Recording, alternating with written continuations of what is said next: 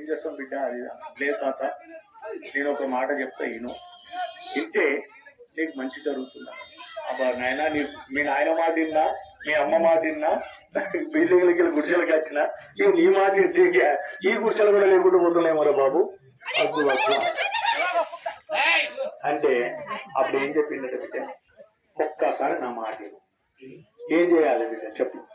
ఏం లేదు, నువ్వు అన్నం తీసుకొని రేపు వస్తావు కదా, అన్నం పెట్టడానికి చిప్ప తీసుకొని వస్తావు కదా, మా అమ్మ అన్నం పెట్టినప్పుడు ఆ చిప్ప కింద పడి అది చేతిలో ఆయన వలిగిపోతే మళ్ళీ చిప్ప కూడా ఉండదు కదా నాకు, ఏం చేయాలండి.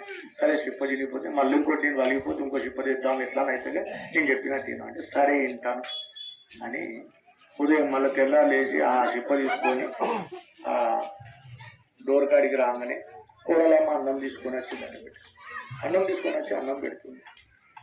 అన్నం పెట్టే సందర్భంలో ఈయన మనమడు అక్కడ ఉన్నాడు, కొడుకాడ కూర్చున్నాడు ఇంట్లో, మనమడు ఈడ డోర్ కాడ ఉన్నాడు, ఈయన పట్టుకున్నాడు ఇంటి చెప్ప అన్నం పెట్టాలని చెప్పేసి ఇంట్లో వాడి 16 ముక్కలు అయిపోయింది. అప్పుడు ఈ మనమడు ఏం చేసిండ తాతను సంబంధించి ఒక్కటి కొట్టిండట బిడ్డ, ఒక్కడేసిండట కొట్టిండట.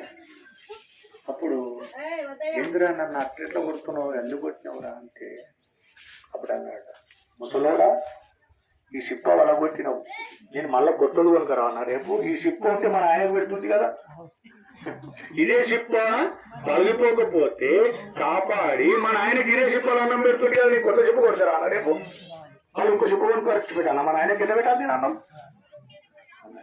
అప్పుడు అర్థమైందండి, అబ్బా నా కొడుకు ఎంత ఆలోచిస్తున్నాడు, చిప్ప వలిగిపోతే కొత్త చిప్పలు ఏమన్నా నేను చిప్పలో పెట్టాలి కదా మన ఆయనతో అనుకున్నాని అప్పుడు జ్ఞానోదయం అయ్యి అప్పుడే వెంటనే తండ్రిని లోపల తొలకపోయి స్నానం చేయించి అంగప్పుడు స్నానం చేయించి బట్టలు పెట్టి అని ఇంత చక్కగా చూసుకుంటాడు.